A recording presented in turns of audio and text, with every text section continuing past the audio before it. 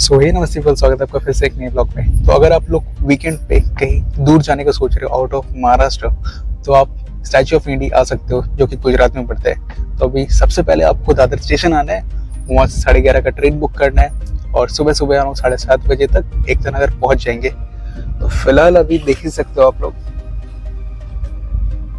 अभी काफ़ी ज़्यादा रात हो चुकी है और सुबह होने में टाइम है। तो वीडियो के एंड तक बने रहना ताकि आप लोगों को पता चल जाए कि एकता नगर में आप कहाँ पे कितने प्राइस में कितने अफोर्डेबल जगह पे रह सकते हो और क्या क्या खाना आप खा सकते हो। तो वो जानने के लिए वीडियो के एंड तक बने रहना।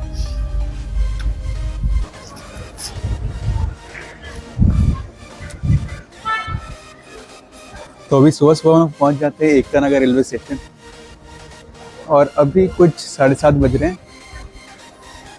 चलिए चलते हैं।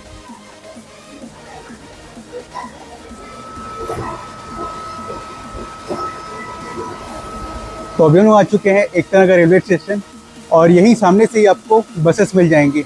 जब भी आपकी ट्रेन आएगी तब यहीं सामने में आप बस पाएंगे, जो कि बिल्कुल फ्री ऑफ कॉस्ट है। फिर यहीं से आपको स्टैचू ऑफ यूनिटी तक लेके जाया जाएगा। और अगर आपका टेंट हाउस में बुकिंग है या BRG होटल में, तो आप इसी से बैठ के जा सकते हो। तो फिलहाल अभी हम लोग चलते हैं अपने होटल की तरफ और दिखाते हैं आपको स्टैचू ऑफ यूनिटी। तो अभी यहाँ पे सारी बसेस आ चुकी हैं और ये सारी फ्री ऑफ कॉस्ट हैं और सारे बसेस कुछ ऐसी इलेक्ट्रिक बसेस रहती हैं। और अगर आपको 1 डे का प्लान है तो यहाँ पे आप स्टेशन के सामने एक क्लॉक रूम देख पाओगे। और अगर आपने होटल में पहले से बुकिंग नहीं की है तो यहाँ काउंटर से भी आप बुक कर सकते हो। पर क्योंकि हम लोग ने BRG होटल को ऑलरेडी बुकिंग किया हुआ था, तो हमने अपने लिए एक पर्सनली प्राइवेट कार मंगवाया। और यहाँ का जो अगर प्राइसेस की बात करें तो यहाँ पे सारी कार या तो 100 या तो 150 रुपीज़ लेती है, जो कि फिक्स प्राइस है। और फाइनली हम लोग पहुँच जाते हैं अपने होटल की तरफ। तो अभी हम लोग आ चुके हैं BRG होटल में, जो यहाँ का काफ़ी पॉकेट फ्रेंडली अकोमोडेशन है। बट यहाँ आप अगर आओ, जैसे मैंने आपको पहले दिखाया कि आप वहाँ काउंटर से बुक कर सकते हो, बट वहाँ पे चांसेस रहते हैं कि आपको बुकिंग ना मिले। तो हो सके तो मैं आपको ईमेल ID उनका दे दूंगा, आप वहाँ से जाके या उनकी साइट से जाके यहाँ का रूम बुक कर सकते हो। और फिलहाल अभी हम चलते हैं चेक इन की तरफ। जैसे आप होटल में चेक इन करोगे वैसे ही आपको सामने में रेस्टोरेंट की टाइमिंग मिल जाएगी और आपके बुकिंग के हिसाब से आपको कीज हैंड ओवर कर दी जाएगी। अगर आप लोग SOU में आके साइकिलिंग करना चाहते हो तो यहाँ पे आपको साइकिलिंग की भी सुविधा दी जाती है, जिसमें घंटों के हिसाब से आप साइकिल बुक कर सकते हो। और ये रहा उसका पूरा प्राइस लिस्ट। यहाँ पे आप चाहो तो या तो AC या तो नॉन AC सूट बुक कर सकते हो अपने लिए, क्योंकि हम लोग ठंडे टाइम पे थोड़ा गए थे तो हमें AC की ज़रूरत पड़ी नहीं थी। पर फिलहाल अभी हम आप लोग को दिखाते हैं कि यहाँ पे रूम आपको कैसे देखने को मिल जाएंगे। तो अभी हम लोगों ने कीज लगा दिया है और उसके बाद ये रहा पूरा रूम। वैसे यहाँ पे सारे रूम ऑलमोस्ट एक जैसे दिखते हैं। और ये रहा वॉशरूम। यहाँ तक ब्लॉग पसंद आ रहा है ना तो एक लाइक करके जाना। और इसी के साथ हमें काफ़ी खूबसूरत सा एक बालकनी भी देखने को मिलता है, जिसके सामने काफ़ी खूबसूरत सा एक प्लेग्राउंड या गार्डन बोल सकते हैं, जहाँ पे सुबह सुबह यहाँ पे लोग टहलने आते हैं। अब हम लोग चलते हैं थोड़ा ब्रेकफास्ट करने के लिए और ये रहा पूरा रेस्टोरेंट। वैसे यहाँ पे आप लोग अला कार्टे या बुफे ले सकते हो। अब खाना खा के बिना वक्त गवाए हम लोग जाते हैं स्टैचू ऑफ यूनिटी की तरफ। वैसे यहाँ पे आपको कई जगह पे पिंक इलेक्ट्रिक ऑटो भी देखने को मिल जाएंगी, जो कि सारी औरतें ऑपरेट करती हैं। अभी हम लोग फाइनली आ चुके हैं स्टैचू ऑफ यूनिटी की एंट्रेंस की तरफ। और यहाँ पे अगर आप लोग टिकट्स लेना चाहते हो गोल्फ कार्ट के लिए तो वो भी यहाँ पे अवेलेबल है, जहाँ पे आप अपना पर्सनल कार्ट लेके पूरे फैमिली को घुमा सकते हो। और ठीक इसके अपोजिट में आपको वाटर पार्क का भी टिकट्स देखने को मिल जाएगा। पर फिलहाल अभी हम लोग अपने मकसद से नहीं भटकते और चलते हैं SOU की तरफ, जो कि यहाँ सामने आपको पड़ जाएगा। और वैसे यहाँ पे भी आपको क्लॉक रूम की सुविधा दी जाती है, तो आप अपने लगेज यहाँ रख सकते हो। वैसे यहाँ पे अगर आप statue of unity first time आते हो और आपको ऑनलाइन बुकिंग में कुछ समझ में नहीं आ रहा है, तो यहाँ पे आप टिकट डायरेक्टली काउंटर से भी ले सकते हो। उन्होंने टिकट बुक कर लिया और ये रहा पूरा SOU का मैप। वैसे ये जो पूरा जगह है वो एक दिन में कवर करना इम्पॉसिबल है, तो आप लोग ट्राई करना कि एटलीस्ट 2 दिन रह के जाना, ताकि आप लोग हर जगह यहाँ पे कवर कर लो। और अभी मैं जो आपको 2 दिन के लिए बोल रहा था, तो ये रहा उसका सारा प्राइस लिस्ट और यहाँ का सारा लोकेशन, जो कि आप देख सकते हो। और आप अपने मनपसंद जगह पे यहाँ पे ऑनलाइन टिकट बुक कर सकते हो या फिर मैनुअली वहाँ काउंटर पे भी जाके कर सकते हो। तो अभी उन्होंने टिकट्स ले लिया है, और जैसे कि मैंने आपको वीडियो की स्टार्टिंग ही बताया कि यहाँ पे सारी बसेस फ्री ऑफ कॉस्ट चलती हैं। तो यहाँ पे वो रही अपनी बस, और ये रहा लाइन। वैसे अगर आप लोग पीक टाइम पे आए तो, जो कि यूजुअली ठंडे के टाइम रहती है, तो यहाँ पे आपको बहुत ज़्यादा भीड़ देखने को मिल जाएगी। और यहाँ की सारी बसेस इलेक्ट्रिक रहती हैं, तो पॉल्यूशन का तो नामो निशान नहीं। जैसे आप लोग बस से क्रॉस करते रहोगे तो आपको बहुत ही खूबसूरत स्टैचू ऑफ यूनिटी या सरदार वल्लभ भाई पटेल जी का मूर्ति देखने को मिल जाएगा। वैसे यहाँ दूर से तो बहुत ही छोटा लगता है फिलहाल, बट जैसे आप लोग सामने जाओगे तो वैसे ही आपको देखने को मिलेगा कि ये कितना ही बड़ा है, और इसे ऐसे ही वर्ल्ड का सबसे बड़ा स्टैचू नहीं कहा गया है। तो फाइनली बस से उतरने के बाद हम लोग पहुँच जाते हैं स्टैचू ऑफ यूनिटी के मेन एंट्रेंस की तरफ। वैसे अगर आप लोग यहाँ पे मैनुअल टिकट्स करवाते हो तो आपको एक स्लिप दिया जाएगा, और अगर आपका ऑनलाइन रहेगा तो आप ऑनलाइन ही QR कोड स्कैन करवा सकते हो। और वो रही स्टैचू ऑफ यूनिटी।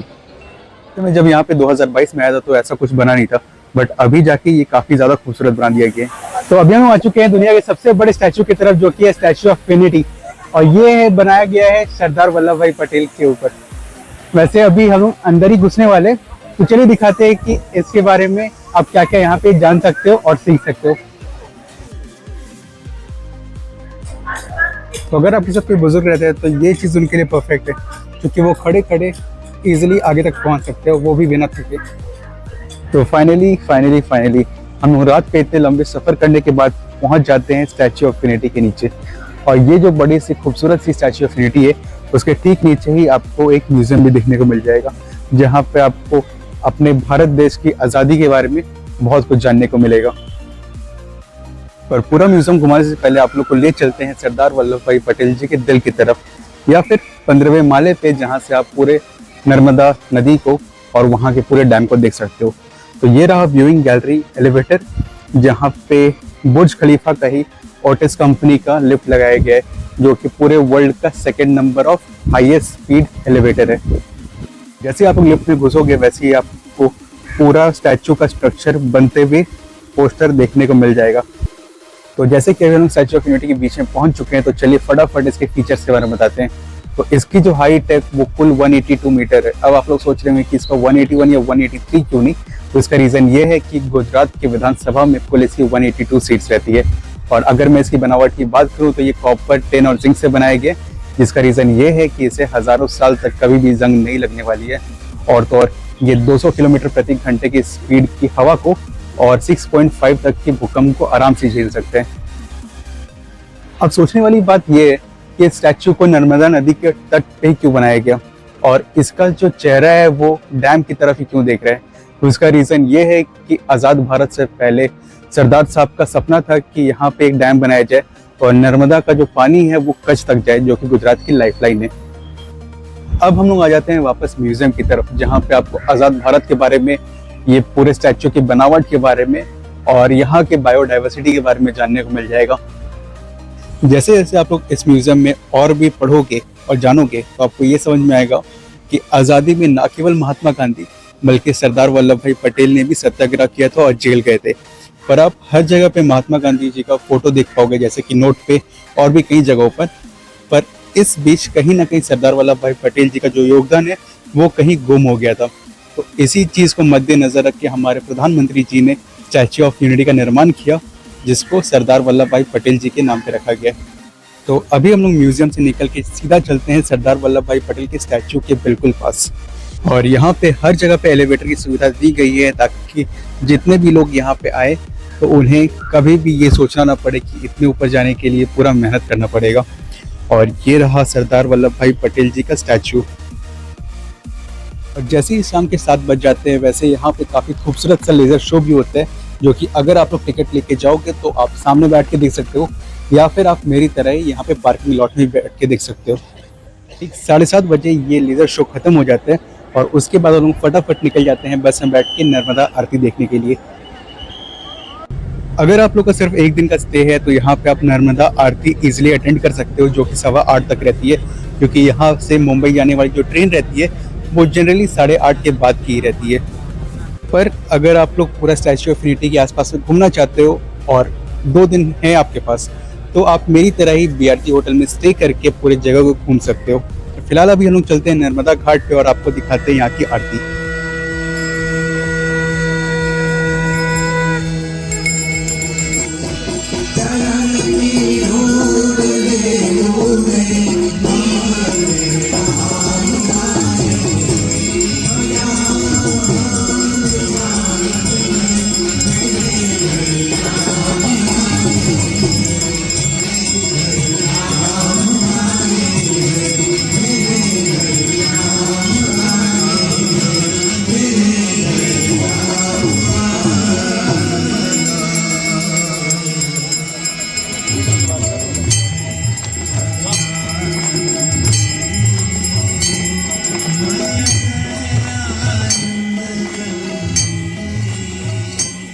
तो यहीं पे हम लोग नर्मदा आरती के साथ ही इस व्लॉग को यहीं पे खत्म करते हैं।